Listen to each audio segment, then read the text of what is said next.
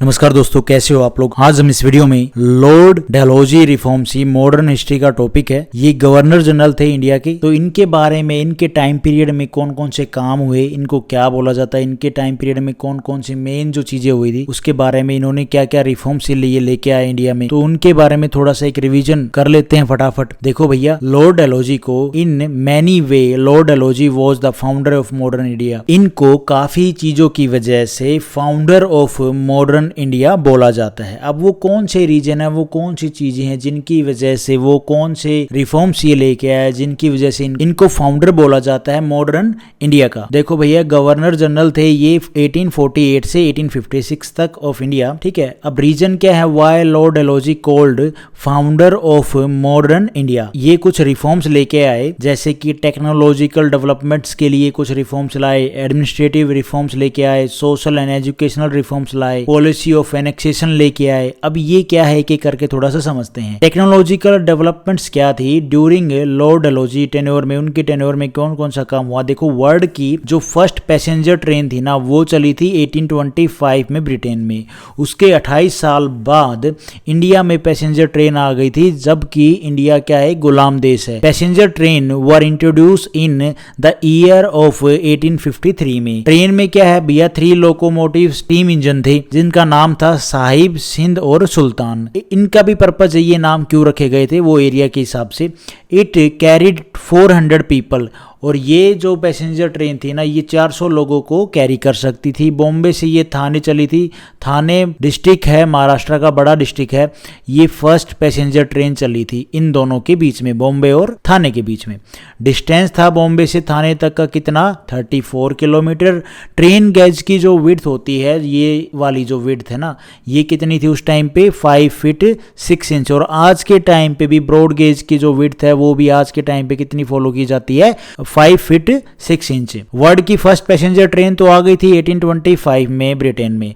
अब ये देखो, ये जो ट्रेन वाला सिस्टम है ये किसके टेन्योर में हुआ, लॉर्ड डलहौजी के टेन्योर में। वर्ल्ड फर्स्ट जो बुलेट ट्रेन थी उसको इंट्रोड्यूस किया गया था ईयर 1964 में, लेकिन इंडिया में आज तक बुलेट ट्रेन नहीं चली है टिल जब हम वीडियो बना रहे हैं तब तक। लेकिन बोला गया था 15 अगस्त 2022 को भैया स्टार्ट कर देंगे, लेकिन वो स्टार्ट तो हुई नहीं, तो अब इसका वेट ही करते रहो। आप देख सकते हो कि जब इंडिया गुलाम था तो उस टाइम पे कितनी जल्दी, मतलब ब्रिटेन में जब सबसे पहली पैसेंजर ट्रेन चली उसके बाद 28 साल के बाद ही इंडिया में पैसेंजर ट्रेन आ चुकी थी। लेकिन आजादी के बाद पहली वर्ल्ड बुलेट ट्रेन चली 1964 में। उसके बाद हम आज तक बुलेट ट्रेन नहीं बना पाए, तो देखो अब कब आएगी। उसके बाद ये क्या किया भैया, पोस्ट ऑफिस एक्ट पास किया इनके टेन्योर में। इन्होंने कब, 1854 में। इंट्रोड्यूस पोस्टल स्टैंप्स इन 1854 में इन्होंने ये जो इंट्रोड्यूस किया पोस्टल जो स्टैंप्स हैं ये, to lay the foundation of modern postal system, और ले कर दिया foundation of modern postal system का। First time postage stamps issue, और पहली बार यहाँ पे इस टाइम पीरियड में, लॉर्ड डलहौजी के टाइम पीरियड में जो पोस्टेज स्टैंप्स हैं उनको इशू किया गया for whole country. Central postage department को स्टैब्लिश किया गया पूरी कंट्री के लिए, और सेंट्रल पोस्टेज जो डिपार्टमेंट है ये बना, become source of revenue for government के लिए, रेवेन्यू का सोर्स बना for that time. And people got benefit from this, और पीपल्स क्या है, और लोगों को इससे काफी बेनिफिट हुए कि भैया एक दूसरे को वो इजीली खत भेज सकते थे, कोई भी मैसेज भेज सकते थे। पहले क्या होता था, सिर्फ ये जो बड़े बड़े लोग होते थे उनके लिए ही ये सुविधा होती थी। उस टाइम पे क्या है, जो पोस्टल सिस्टम था ये नहीं होता था, तो जब ये पोस्टल सिस्टम लेके आया गया लॉर्ड डलहौजी के द्वारा, तब लोगों को भी इसका काफी बेनिफिट हुए। बॉम्बे, कोलकाता पोर्ट्स वर मॉडर्नाइज, इनको भी काफी डेवलप्ड किया गया, इनको भी मॉडर्नाइज किया गया। इन 1852 में electric telegraph system was introduce in India, और 1852 में जो इलेक्ट्रिक टेलीग्राफ सिस्टम है इसको इंट्रोड्यूस किया गया इंडिया में। फर्स्ट टेलीग्राफ लाइन कहां से कहां तक, कोलकाता से Agra. All credit goes to Lord Dalhousie. ये सारे जो भी काम हो रहे हैं ना, ये जितने भी रिफॉर्म्स लेके आए जा रहे हैं, इन सब का क्रेडिट किसको जाता है, लॉर्ड डलहौजी को। एडमिनिस्ट्रेटिव रिफॉर्म्स क्या थे भैया, before Lord Dalhousie in India all public construction done by army like bridge और रोड। जो भी लॉर्ड डलहौजी के पहले जो भी एडमिनिस्ट्रेशन रिफॉर्म्स में क्या था कि जितने भी इंडिया में काम होते थे ना, जो भी पब्लिक कंस्ट्रक्शन होती थी वो किसके द्वारा बनाई जाती थी? आर्मी के द्वारा। जैसे ब्रिज हो गए, रोड हो गए, वो आर्मी के द्वारा ही बनाई जाती थी।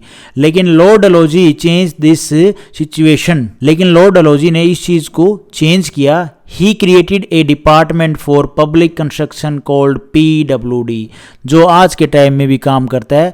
तो ये भी किसके द्वारा डिपार्टमेंट क्रिएट किया गया था? लॉर्ड डलहौजी के द्वारा ही इस डिपार्टमेंट को क्रिएट किया गया था for the construction of road, bridge और जो पब्लिक बिल्डिंग्स हैं उनके लिए। PWD पब्लिक वर्क्स डिपार्टमेंट, ये एग्जिस्ट करता है आज भी, present also.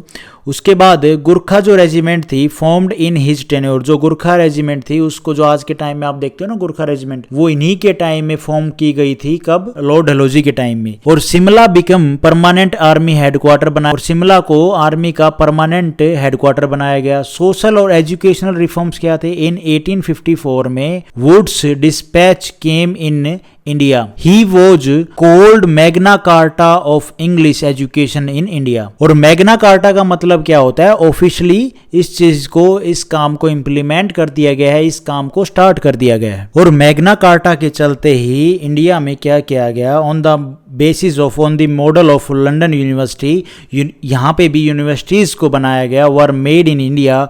Open government schools को ओपन किया गया। New department was created. तो सिंपल सी बात यही है, मैग्ना कार्टा के थ्रू जो ये वुड डिस्पैच जो आया ना इंडिया में, इसमें क्या किया गया? जो इंग्लिश एजुकेशन है उसको यहाँ पे इंडिया में इंप्लीमेंट किया गया on the basis of what? जो लंदन यूनिवर्सिटी है जैसा वहाँ पे है वैसा ही यहाँ पे इंडिया में जो यूनिवर्सिटी है उनको बनाया गया, यहाँ पे ओपन किया गया।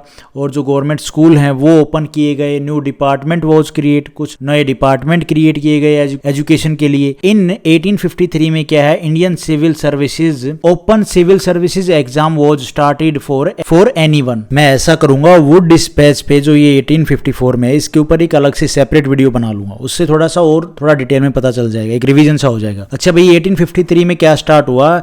इंडियन सिविल सर्विसेज में क्या किया गया? ओपन जो सिविल सर्विसेज एग्जाम है उसको स्टार्ट कर दिया गया कि भाई सबके लिए अब एक ओपन, एक कॉमन एग्जाम होगा। पहले क्या होता था कि बिफोर दिस सिविल सर्वेंट्स जो होते थे, ओनली दोज पीपल, वो लोग होते थे, वो लोग ही बनते थे जो नॉमिनेट किए जाते थे। किसके द्वारा? Director of east India company के जो डायरेक्टर हैं उनके द्वारा ही जो सिविल सर्वेंट्स थे उनको नॉमिनेट किया जाता था, उनको सिलेक्ट किया जाता था। Exam was conduct in London. और 1853 से पहले जो ये इंडियन सिविल सर्विसेज का जो एग्जाम था ये लंदन में होता था सिर्फ। तो वहां पे आने जाने का खर्चे में रह लेते थे भाई हमारे स्टूडेंट, तो कि भाई कहाँ जाएंगे उधर एग्जाम देने, इतना पैसा ही नहीं है। और हॉर्स राइडिंग एक एग्जाम होता था, वो भी क्या है, was also conducted that time, वो भी कंडक्ट किया जाता था इन सिविल सर्विसेज में। मतलब सिंपल सी बात है, 1853 में ये जो एग्जाम है ये अब इंडिया में ही होगा। और ये एग्जाम हर किसी के लिए हो गया है। ऐसा नहीं है कि ब्रिटिश ईस्ट इंडिया कंपनी के जो डायरेक्टर हैं वो ही नॉमिनेट करेंगे इन सिविल सर्वेंट्स को। फर्स्ट इंडियन जिन्होंने क्लियर किया था ये एग्जाम वो कौन थे? सत्येंद्रनाथ